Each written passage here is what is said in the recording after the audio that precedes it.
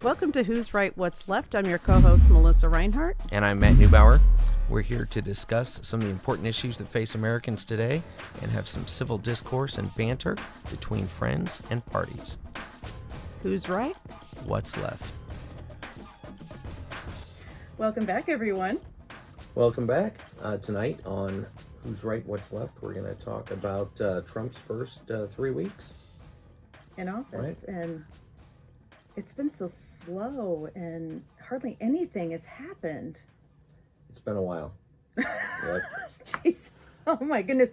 So let's dig into it, because I know you took some notes on some specific topics think? we're going to talk Oh my about. goodness, this took me so long to prepare for. We probably won't even get through all of it, but so much really seriously though has happened in his 3 weeks. Of which, if we do get to the end of my notes anyway, has been intentional. But anyway, how do you feel about, because we've talked about this in a prior episode regarding the border. He did as he said he would do. He declared it a national emergency, or his remain in Mexico policy, sending troops immediately to the border. And you know, we've all seen the videos on TikTok or Facebook of the ICE raids, right? Definitely an increased presence of Homeland Security. A lot of fear is running rampant throughout the country.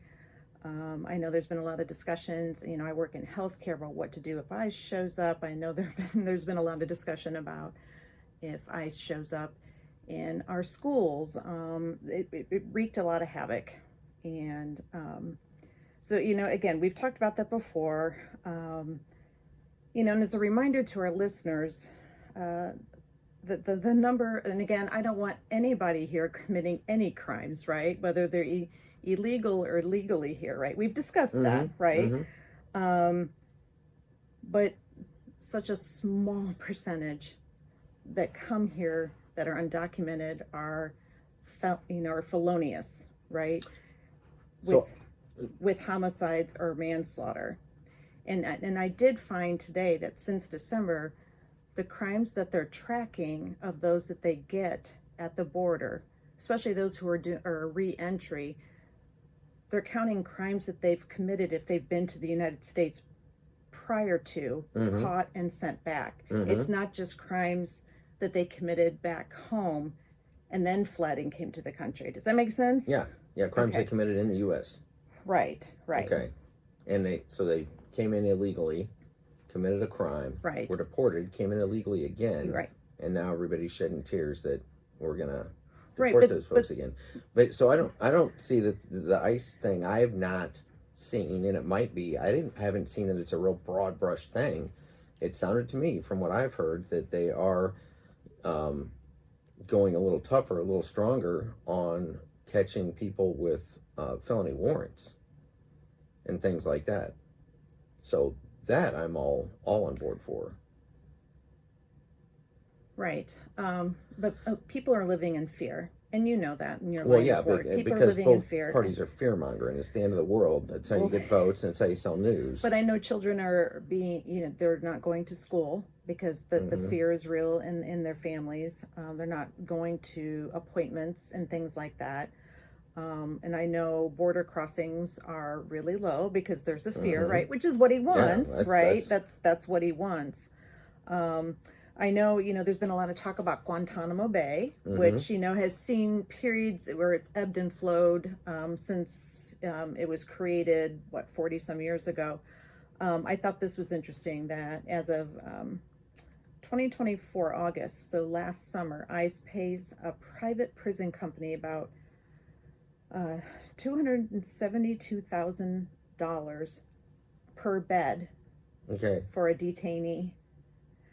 And for at Guantanamo, it'll cost about $13.5 million per bed each year per detainee, because there are so many costs wrapped up into that. And you know, and then I don't know how inflated. I mean, I got that from ice.gov. Sure. You know, so But you know, commercial prisons are a thing, and that is part of the problem. Right. Well. It's a for-profit business. Yes. Right. Yes. Right. So that's concerning because that's our tax dollars, right? Mm-hmm. So anyway, and there's a lot of racial profiling. I'm a huge advocate for Native Americans, and ICE has been showing up in Navajo country and arresting veterans and Navajo individuals, and because it's presumed they're undocumented Mexican. So anyway, and again, too, there's been a lot of talk about the drug trafficking, and as we said in the prior episode, the majority of fentanyl that's coming to this country is actually coming through legal ports of entry. Mm-hmm. The ingredients that they catch. Well, right, but right. Okay, right. So are we gonna? Yeah, there's all these things out there, all these horror stories about bad arrests or people being questioned, things like that. But at the end of the day, like how would you do it? Like, I mean, there's a way to do it better, I'm sure. Well, we talked but are we about just gonna close our eyes and just pretend? No, I mean, we talked about how we could tighten up border, our borders more so previously.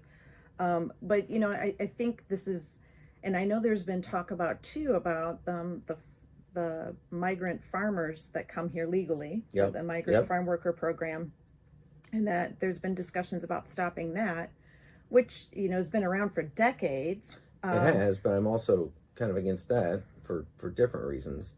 I mean, it's and why is that? It's why are they hiring migrant workers? Because no one else is doing the job for that wage.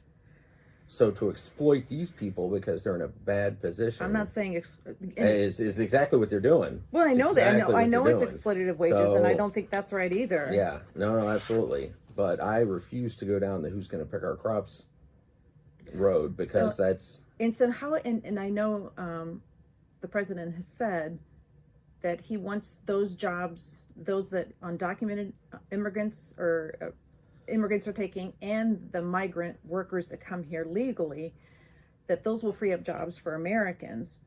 I don't know many Americans that would do the jobs that they're doing. I don't either, but I still don't think it's morally correct to exploit these people. Oh, I don't either. Absolutely. Totally they need to be living wages. Yes.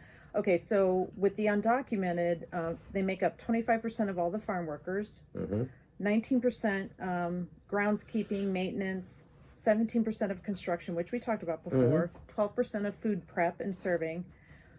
So not only were those industries be hit hard, the cost for simple maintenance or groundskeeping is going to go up to us as the consumers, right? Yes. Because it's going to be harder to find labor for that. But we're also losing the tax revenue because people think that those who are undocumented they live here tax-free, and that is so not the case. And again, we talked about that. But a lot of wages are paid under the table too. I'm not worried about that tax money as much. But there's still property and sales and excise. Anyway, so I don't see how this is going to help, as he said, defeat the inflation crisis. Now, there's many components to defeating the inflation crisis. I definitely don't see this as... It will not help inflation. No, this is not going to help us at the grocery store.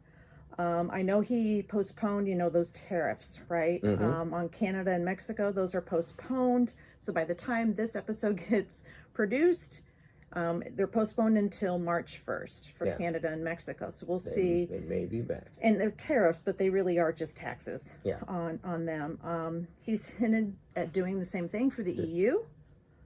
And then the tariffs imposed on China are on, but it's kind of a repeated... It's gone back and forth on goods that are worth up to $800, I think it is. But he's been dialing that back now too. I think he's having a tougher decision on goods from China because he's realizing how much we rely on China for so much of what we have here. That's our own fault. It absolutely is. Yeah, it absolutely is.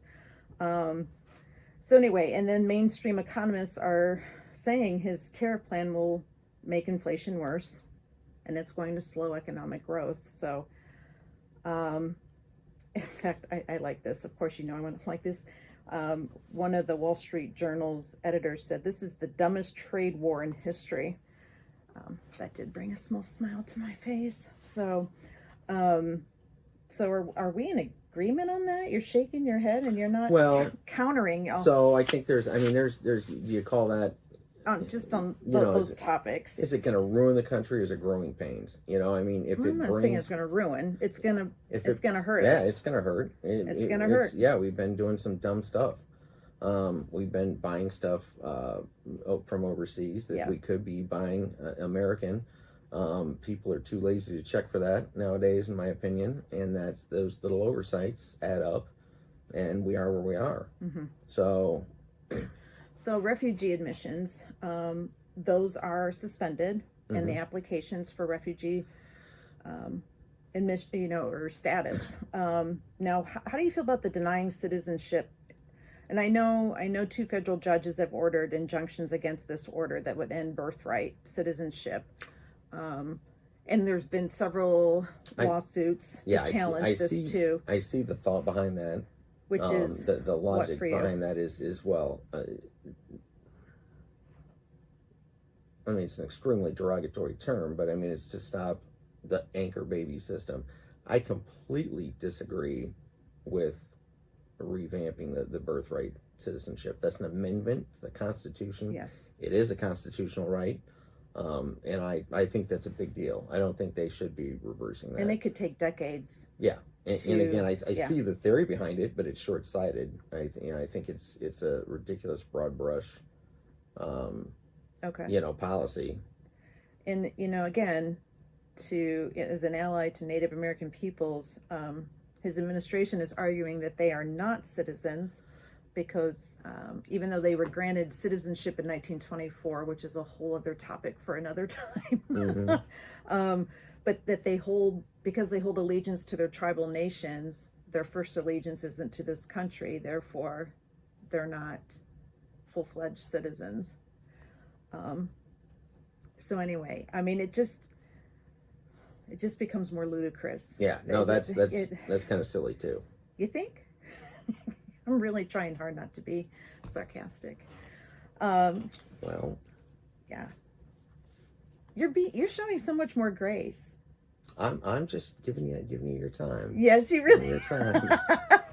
We'll get to it. Oh, okay. All his notes are up here tonight. And then, as we said when we made our political predictions at the beginning of the year, he said the drill, baby, drill. He's declared a national energy emergency. He's got all this, alarmist rhetoric, ending the Green New Deal, right? He wants to support the auto industry and give Americans the right to choose the whatever car they want, vehicle they want. He wants to withdraw from the Paris Climate Accord. Now is that a big negative for you? I haven't looked at the data to see, it's not even been around 10 years. I don't know since its implementation what the efforts have done to reduce carbon emissions. I don't know. From what I've seen, they've done very little, and there's been very little effort from Asian production countries like India, China, Japan. I'm going to take a note on that because I will look that up. Even through Europe, and we're footing 80% of the bill there for that, for those meetings or that whatever you want to call that. I thought Japan was too, and I think sure everybody's chipping in, but it's like United Nations again. We're paying the bulk of it. Germany got called out on that years back. Yeah, and for good reason. We created it, but because of them, and it's supposed to go by GDP. Not necessarily, equal parts. I mean, it was fair. It was. You're going by GDP, and those guys aren't even. These other countries aren't even chipping in their share. So as far as dipping out of that, I agree. We can still be, conservation minded when it comes to our environment and production, and make our own laws and stuff. We can do all this stuff without, funding this initiative. Initiative. Yeah. So he's been saying we have the largest amount of oil and gas of any country on earth. And being that I'm a researcher, guess what, listeners? That's not true. That is not true. No, I wouldn't dispute that. But it's should we nowhere use some of our some of our own, so we're not. But why make such a grandiose claim that's nowhere near the truth? Because most of his followers aren't going to do what I've done. I'm not going to speak for you. I don't know. Maybe you did research this stuff. Venezuela has the largest oil reserves that are known, followed by many countries in the Middle East. We're like the 8th or 9th. We follow Russia. I looked up natural gas. Russia is the first, has the largest natural gas reserves. We are the 5th. We follow Russia in both areas. We still not, and then when you factor in other natural resources like timber and gold and copper, coal, we are still not the number one. So I don't. But we do have coal though. We do, but we still shut down and starved out several Appalachian towns to get rid of that industry. Russia's pretty darn big. Yeah. We still fall behind Russia. Yeah. Which explains why. So we're having them do our dirty work. Close to Russia and Putin. Anyway, he says he's unleashing energy exploration, but Melissa's going to call it unleashing energy exploitation. What do you think of that? We're not going to use our resources? I think we should utilize our resources wisely. Absolutely. But I also think we should be honest about where our resources are and not say they're the biggest of any in the world. We need to be honest with people. And what does exploiting these do?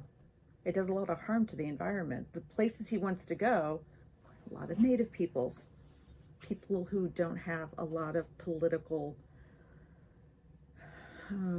voice. So, U.S. oil, what were we specifically talking about? Well, I was thinking oil, okay, in the Arctic area and whatnot. Okay. But, in any of the mining areas, we talked about this before too. It's just, cancer rates are really high in those mining towns and in the reservations that a lot of those the mining takes place. We don't hear about it. We don't hear about it, and that's why people are so comfortable doing it to other countries. That's why people are so comfortable still buying diamonds, even though right. there's one company that owns that, and we've exploited that over the years, and slave labor, all that. Anyway, what else we got? What? He doesn't care for our public health system. He doesn't really care for a lot of public health anything. For our public health system. Why don't you like our public health system? It's it's run by the insurance companies. Well, they profit big off pharma. Sick people and not cures. Yeah, he said it doesn't deliver in times of disaster. It does not. Yeah. Okay. I know he froze health agency reports, communications, publicly accessible research. The CDC, a lot of the research that anybody, you and I can go look up, was taken down. Now some of it has come back up. I was checking even today. He has put a halt, or his administration has put a halt on announcements, press releases, social media posts, website posts until approved by a political appointee to each of the major agencies. So I looked at the NIH, the CDC, and the FDA. The CDC has not had any Facebook posts since January 17th. Now, the FDA did have a post on Facebook, because I'm a Facebooker, I've said that before, on February 7th, and the NIH hasn't had any posts since January 19th. So January 17th and 19th, I think, are the date, the two dates that I think they're still waiting for that political. What's the FDA post? Information, education, research, that kind of thing to the public. Okay. Yeah. Do you now? I do follow those. Slightly off topic. What? Do you really believe in our FDA? In what capacity? Okay, like the research, the regulations? Let's match like the trick cereal from Canada versus the cereal that we sell here in the U.S. Which I know nothing of. Natural ingredients. You've got very minimal ingredient lists on some of these foods we export, but the American foods, so we can have brighter colors, red dye number 5 and all that, no problem putting that into our food. There's not really a food purity law or anything like that. It's stuff that. I think it's bigger than the FDA. Yeah, but the FDA is allowing it. I mean, it won't kill you right away. Go for it. I think we should do an episode on that. We absolutely could. I think we really should. Okay. Because a lot of good research comes out of the FDA too. Yeah, well, I mean, it I does. don't know It so does. much about the And regulations. that's why that is not my area of expertise, but I will do my research. I am a little excited. Everybody was hating on RFK, and he does seem a little off, a little bit. But he's got his quirks for sure. But he's had a traumatic childhood, and yeah, go figure. Well, I'll tell you about it later. It's a long story. Oh boy, It goes back to '63. Oh geez, It's okay. a long time ago. But it's you know, the stuff he's saying about you know, holding these companies to task and what kind of poisons we're putting on the shelves sounds like pretty good work. Okay. Research universities, I just read this today, will be cut off from billions of dollars in research and development. No research universities in Indiana, but the closest include Ohio State, University of Michigan, Ann Arbor, and what was the other one? Well, UW-Madison. yeah. Billions of dollars. And, you know, the so what factor to that is American research output will go down substantially. So we're talking about technology or innovation, and then we're talking about medical research and whatnot. So that's pretty scary to me. So I think we both are going to agree on a lot of stuff was done really fast. And we actually had an offline conversation. Yeah. We've talked more these last 2-3 weeks or texted than we have since we went live with this podcast, because so much was happening. There's been a lot going on, and to me it's too much too fast. So some of these research things, some of the grants, a lot of that stuff being frozen is that's to me a little premature. I'm all for looking into them, seeing where our money's going. Yeah. But to just cut it off and say we're going to reevaluate who we're cutting checks to, it's kind of like that whole mentality, you're fired.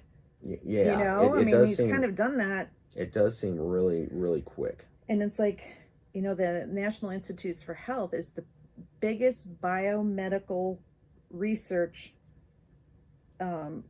organization, if you will, in the world. And it's temporarily halted its review panels.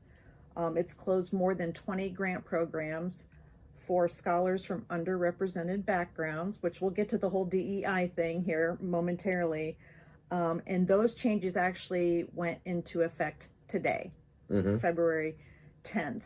So by the time this gets produced, it might be a week later. Other federal grants, and we'll come back to the DEI thing. Other federal grants, which inspired, and we actually had a phone call about this. I think if memory serves me correctly, we started with texting, and then we talked on the phone about the other federal grants, where there was a lot of confusion, where for a few hours we didn't know if there was still Medicare and Social Security, Medicaid, Head Start. That seemed like a lot of panic and to me, fear-mongering. But the thing is, the portals. Now, this is what the White House press secretary said. She said there was an outage that affected the portal, so no payments were affected. Well, that portal was down for several hours. So yes, millions of people were wondering, do I have health care? Do I have food stamps? Do I have TANF? All these publicly funded programs, welfare programs, beyond. Do you believe those were on the same portal? No, I wouldn't think they're on the same portal, but I don't even know if anybody asked that at that press conference. But don't you find it peculiar? Because I know a lot of my friends who run nonprofits, they could not, and actually one of them is a mutual friend of ours, could not get any payment back for services rendered with their clients. There were no calls. It was just like everything just went black. And it was very, very scary. It left a lot of nonprofits, small businesses, universities scrambling. What is going on? And do you think that's a coincidence? No. Do I think this was intentional? To create this chaos? Portal, not to create the chaos. Oh, no. That portal answers, what I'm getting to, that portal answer was bullshit. The portal was down. Well, something happened and there was backlash and people backpedaled real quick. there's been a lot of that to protect him. Well, or to correct mistakes, like a poorly written memo. Like, no, that's not what I meant. And we will talk about the competency and qualifications for his administration in a future episode. Talk about it now? No. I want to be prepared. Let's talk about the DEI. He's called it radical and wasteful, the DEI programs and preference with hiring, and that within 60 days he wants that all dismantled throughout the government. That there's only 2 recognized sexes for government employees, male, female. He wants a colorblind and merit-based society. To take down. Are you for or against that last sentence? Merit-based society? Colorblind merit-based society. In a perfect world. Okay. But we don't live in that world. Okay, but that doesn't sound so evil, though. In a perfect utopian world that doesn't exist. Okay. That does not exist. He wants any mention of DEI taken down from any government website, social media accounts, terminate any contractors related to DEI work, and that DEI employees should be on paid leave. The thing that made my heart stop, which it shouldn't have. How do you know if you're a DEI hire? Is that on your HR? Sometimes it's in the title. Sometimes it's in the title. Like DEI hire? No, like it's in the title of the job, like the position. Diversity and inclusion director. The state director we had. Okay. She lost her position. Not the individual employees. No. It's in the title of their role, or it could be an inclusion officer. Okay. You're being a smartass. Oh my God, seriously. And yet I adore you for God knows what reason. How do you feel about detective? I have to get that in there. How do you feel about just the Pentagon pausing Black History Month, National Hispanic Heritage Month, I'm not done. Well, I know you're reading stats here, but women's. It's not women. How about Women's Equality Day? So what did the Pentagon say? I didn't. Women's History Month. I heard very vaguely about that. Yeah, they're pausing. No, they're pausing. So what's that mean if you work in a Pentagon? You can't openly celebrate. You can't openly celebrate it because they don't know what this DEI thing is going to mean. Are we going to lose federal holidays, or is it just going to be commemorative type things? I mean, National Women's History Month is not a federal holiday. Okay, but they can't celebrate that at the Pentagon? They said they're pausing. That's why I put it in quotes. I'm just curious what they do in the break room at the Pentagon that celebrates that. Like, how's that going to affect For example. You can't bring in cupcakes that day? Like, what's that look like? Okay, now he's getting ornery. I'm just saying, though. I mean, if you're running a professional office.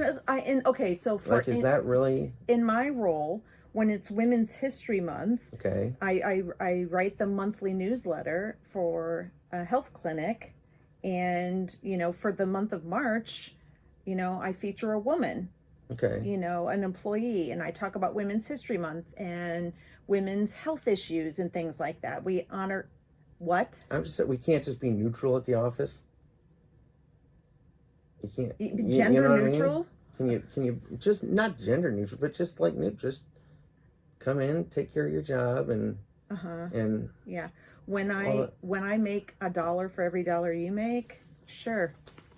Yeah. You do. No, we don't. We still make.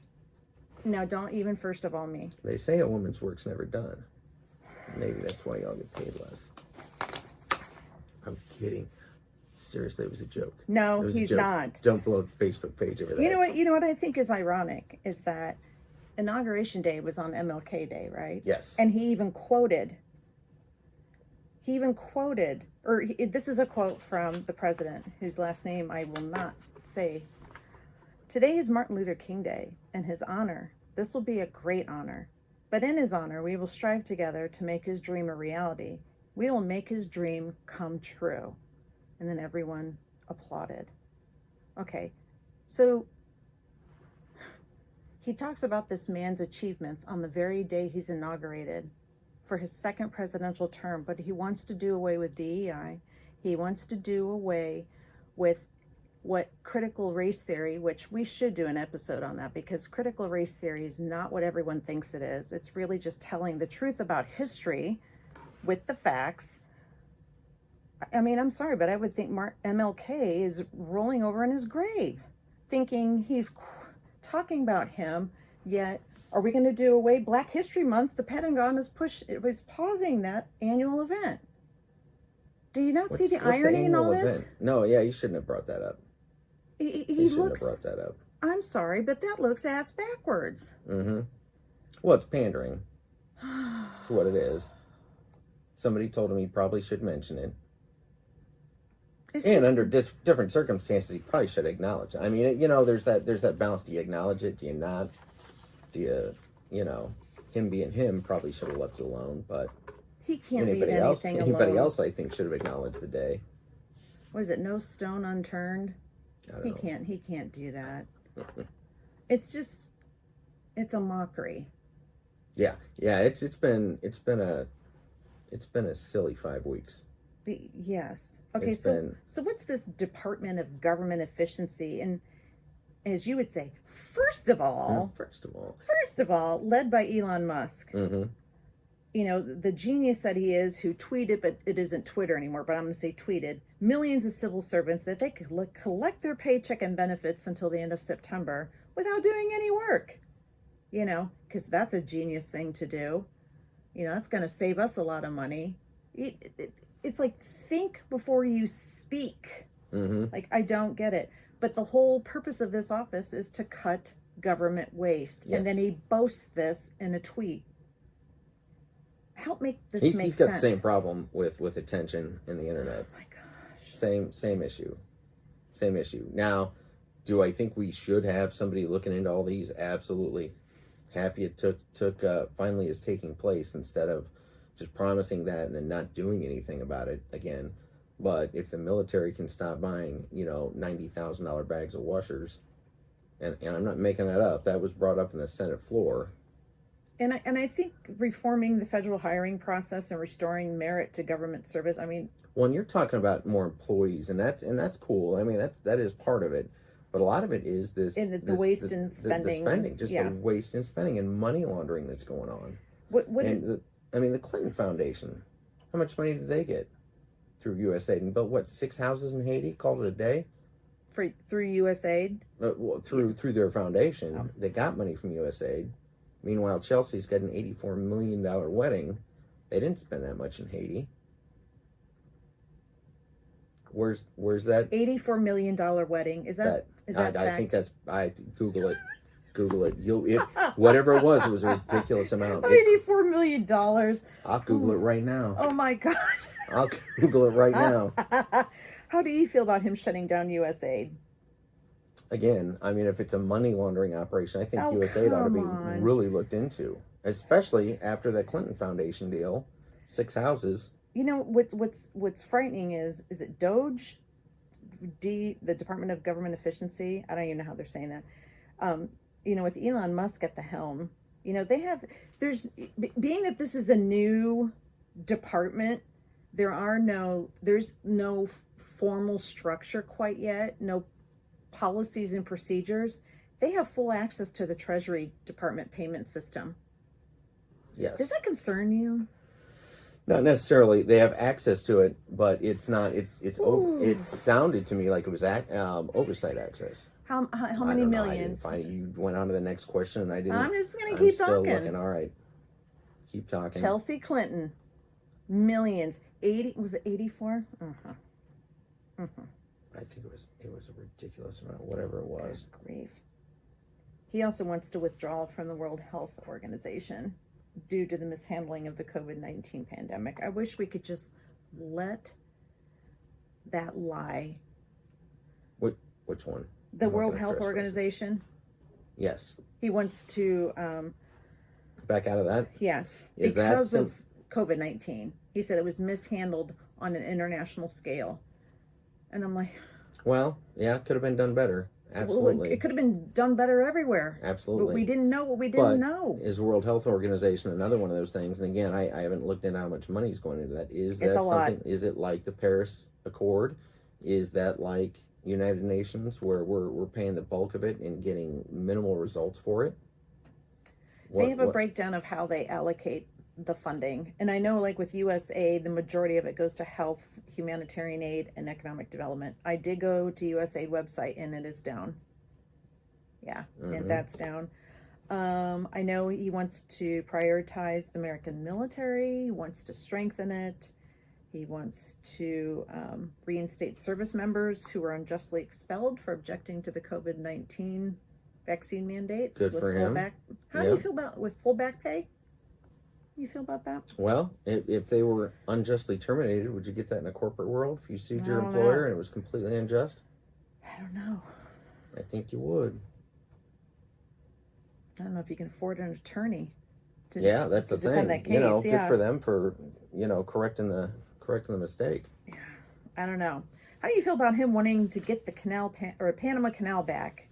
That I've got to, I'm just going down that read a rabbit lot hole on now. Yeah, I haven't read Woo! much on it. I think part of it is was China trying to take hold of that, and is that a tactical thing for Hong Kong operates 2 ports at either end of the canal. Okay. And there have been many independent investigations. Beyond that, does China control any of the operations of the canal? And it hasn't been proven. It doesn't mean that it isn't going on, but it hasn't been proven. I know Panama's president wanted to meet with our president, and that meeting didn't take place because he's vehemently saying no, it doesn't. But Panama was a gift, and now he wants it back. Well, So, but I mean, big picture though, if do we say, okay, Panama, it's yours now? If you want to sell it to China, that's your business. Well, and we're going to lay down and watch that happen. We use it more than any other country. Mm-hmm. And if China now owns that, and we get into a tariff war with them, they don't own it. Not the yet. question is, are they running it? And that we don't know. Baby steps, but yeah. But they are the second largest user of the canal, Yes. followed by Chile, Japan, and South Korea. So Asia has a lot of traffic going, but it makes sense. Sure. Where Oh, it it is. 100% it does. Yeah. Absolutely. Yeah. You've got to get stuff from, and we don't, you don't necessarily want all your stuff from China having to be transported by truck to New York, truck or train. I mean, that's ridiculous. So it makes sense for China to use it. But I'm saying if there's something more to it, and the president's got, and I even said this with Biden, even when he did some stuff I was questioning, I've always said, even when these guys and Obama too, go back on promising to bring troops back and things like that, and then they get elected and they don't, I've always given them a little bit of grace that, okay, maybe they found some stuff out after inauguration. Maybe they, hey, by the way, this is going on. This might be a problem. And so all we see is this guy is like going for a greedy land grab as a New York real estate guy and just wants it back for no reason. Maybe he does. I don't know. But I'm just saying maybe there is. It's all about the money. I mean, maybe there's other stuff going on though. It's and I don't know where my miscellaneous category was, about renaming Mount McKinley or renaming Denali to Mount McKinley, and the whole Gulf of Mexico becoming the Gulf of America. Don't we have a Mount McKinley? No, it became Denali. Okay. To respect the indigenous community, and now he wants to go back. Okay. It's more than pride. There's a monetary connection there, because I'm going to save that for the end. Okay. Because they're big tourist attractions. I don't know about the Gulf of Mexico. I think that was what tourist attractions? Well, I mean, yeah, with all the resorts and whatnot, but that's I don't know his motivations. I took that as a joke that just went wild. Because they were saying, somebody made a statement, I think the president of Mexico, or somebody had made a statement that said there will be no oil drilling in the Gulf of Mexico. And the retort was, just as much, fine, we won't. We'll drill in the Gulf of America. Because we've got, you know what I mean? Like, that was like the smart ass answer. It's like and I think people ran with it as it's a great punchline. You know what I mean? It's great for you guys to like. It's two kids in the sandbox. That it is. one-upping. If you took it as the joke it was the first time it was uttered, as opposed to an actual plan, yeah, it's ridiculous. It's a little funny. Mm. It's a little funny. Okay, one last thing, and then we'll wrap it up because we are going long, which I expected. And so much of this could change even tomorrow. I mean, really, it's a daily thing. Oh yeah. I mean, it's these going things fast. it's going fast. Public education. The Department of Education was established under Carter's administration in 1979. So you and I were 9, 10 years old. It's a common misconception that the DOE operates our schools and sets curricula. That's actually at the state level already. What they do is oversee loan programs, grants. They help low-income students. They help students with disabilities, those living in poverty. They enforce civil rights laws, which might go out the window now. I don't know. They help students. They just really help students that are struggling in all kinds of ways, right? And spends about a little over $17,000 when you break it all down per pupil in the nation. It's the smallest of any cabinet level department, 4,400 employees. I was surprised. I thought it was a lot bigger than that. He wants to dismantle the DOE, and people are really starting to panic. Teachers, administrators, school systems. Given that we have a Republican majority in the House and Senate, the thing is, Republicans are still going to need Democratic support, which will make this very unlikely to pass to get the 50 that they need. But in the meantime, he's signing other education-related, I don't know, legislations, orders to expand school choice, which gets that whole charter school, which, gosh, that's another topic we could talk about. Charter schools? Yeah. School choice, aka charter schools. Anyway, so how do you feel about, you went to private school, I went to private schools for several years and then made the change to public schools. How do you feel about the DOE being dismantled and everything going to the states? I think it is nice if we do have some congruency through the U.S. on some of the things are being done, but like you say, like curriculum and things, but like you say, they don't handle that. So it is already up to the states. I think you could probably, looking at what they do, you could probably scale that, scale that back, and I'd like to see a lot of that funding go. I wouldn't want to see any of the funding disappear. I'd like to see some of the funding go to the states to give them a little more. I'm always for giving money to schools and hospitals, always. Are they as efficient as they could be? I don't know. Probably not, right, after all these years. But well, like I say, I haven't really looked too much into it because when I heard about it, I thought that's not going to pass. Didn't concern me much because I didn't think it was going to pass.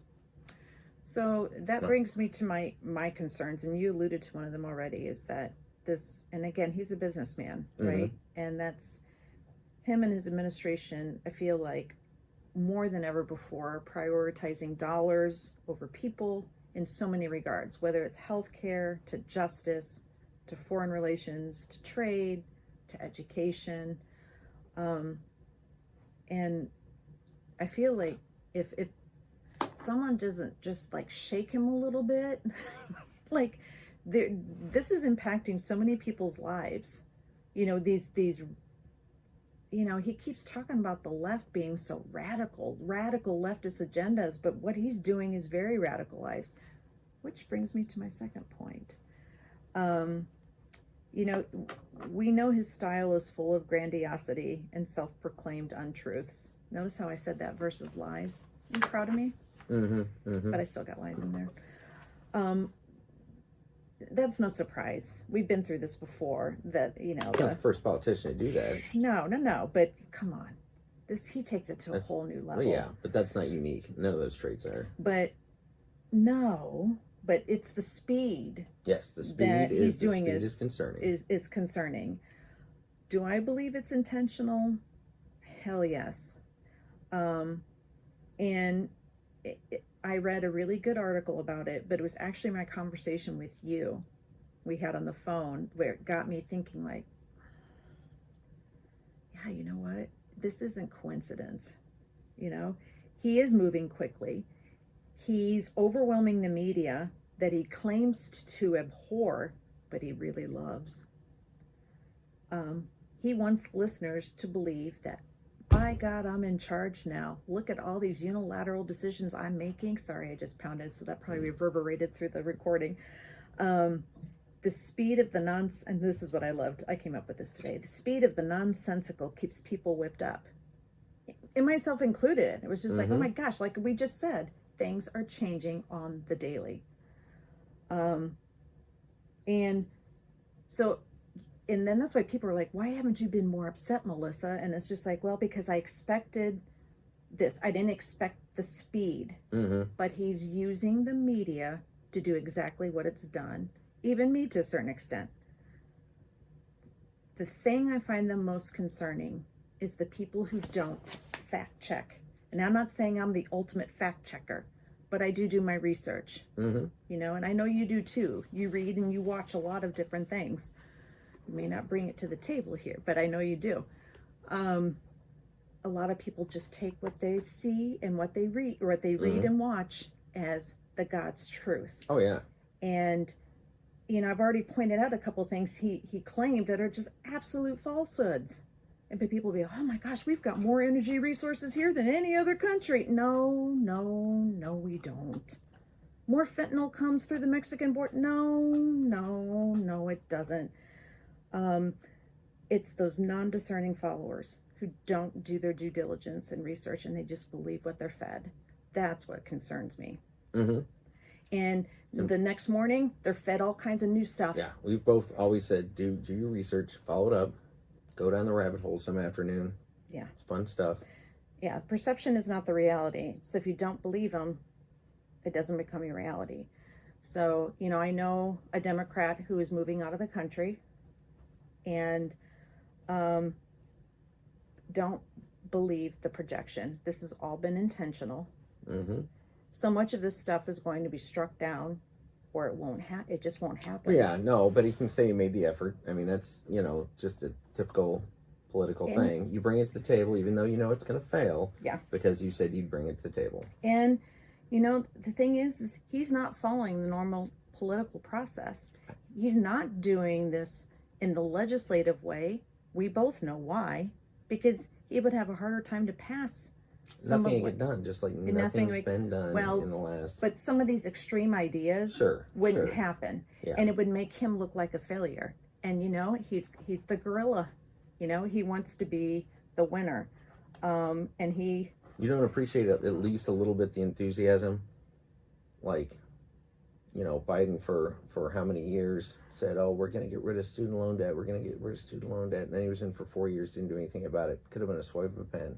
Let him fight about it afterwards. He did do that. We've talked about that. He did not do that. He not, did. Not to the extent he had promised. It was a weak attempt. Do you not remember making... Just an example, though. Just an example. Okay. Anyway, he took the executive order route because he knew he could conquer, or try to conquer and divide more. Took what? What executive order? The what he did, like he promised to do 100 executive orders. Oh, in the first. Yeah, in the first whatever, and he did like, was it 74, 72 or something like that? He got close. That was plenty. There were plenty. Is right. We've gone long. If corporate takes over, that's 72 memos on January 1 is a lot of. That's a lot to go through. It's a lot. You know what? You showed me a lot of grace tonight. Well, it's you know, not on board with 100% of the. Well, then why didn't you push back more? No, like I say, I'm you know, no, I'm not 100% on board with what's going on. Yeah, okay. What are your biggest concerns? I know you said the speed at which these things are coming. Just the speed, and it takes a lot more to redo something like USAID. I think now that we're seeing, I love that we're seeing what's been going on with that. I'd love to see more about what's been going on with that. That seems like a real big hole in the dam to me, as far as money and money laundering and where that's going. I think we will see a lot more come of that. But to dismantle the whole thing and say, okay, we're going to scrap this whole thing and build from scratch seems excessive. And that's what a lot of this seems like. We're going to scrap this and build from scratch. That seems like a lot more work than you can handle even in 4 years. So I would like to see, I like the energy. You know, I like that we're going through these things one at a time and seeing where the money's going and making that public. Do love the transparency, but to take it all out and restack it seems transparency. Yeah. Did you know anything about USAID before? I mean, I knew about USAID. I knew of USAID. I didn't know about USAID. Does that make sense? Yeah. I mean, that's, you know, I'm glad a lot of this is coming to light. So we'll see. But his team of misfit bandits. You can't just wreck it and then come back and build it back up. I mean, I like I say, I do like seeing what some of these places being really looked into. A good leader does their due diligence, or has. And that hasn't been done, I think, for decades. I mean, this stuff's just run wild. I mean, and his team is flailing. I mean, people aren't. Well, 5 weeks in. I mean, it's what? Well, no, but they're not in alignment with one another. Yeah. They're not saying the same things. They're jockeying for power. Well, he doesn't align himself with them. Like, he'll go rogue, like he always does, and then they're trying to, oh my gosh. But I do kind of like that everybody, you know, he doesn't have a bunch of yes men circling him. I mean, there are people who are of dissenting opinion, which is kind of nice. I mean, that's until he fires them. Yeah, he fires them. But then you'll. You know, they have to do a loyalty. They have a loyalty test. It's a loyalty test when they interview candidates for positions in the White House. I think all corporate kind of does that in a shifty way. They want a loyalty test to him and his beliefs. I don't know that I buy that. I want to see that on camera. I could try to find the report and send it to you. Okay. And I would like to see Chelsea's, the price tag for her wedding. I think followers would like to see that too. It was exorbitant. Look, 84 million, not. It was exorbitant. 52 minutes. All right. Detective. Enjoy. All right. Thanks for following, everyone. Thanks. Bye. The opinions and views expressed on Who's Right, What's Left are Matt and Melissa's solely. They are not necessarily the views of the Republican Party, the Democratic Party, or either of the participants' employers. We'd like to thank our production team at influencer.tv. For more information on how to start your own podcast, check them out at influencer.tv. And don't forget, you can like us on Facebook and Instagram, and you can listen and leave your 5-star review and share on both Apple and Spotify. And don't forget to like and subscribe to our YouTube channel. These are important, critical conversations we all need to have with each other for the future of our country. Remember to be polite, make it fun, and we can all agree to disagree.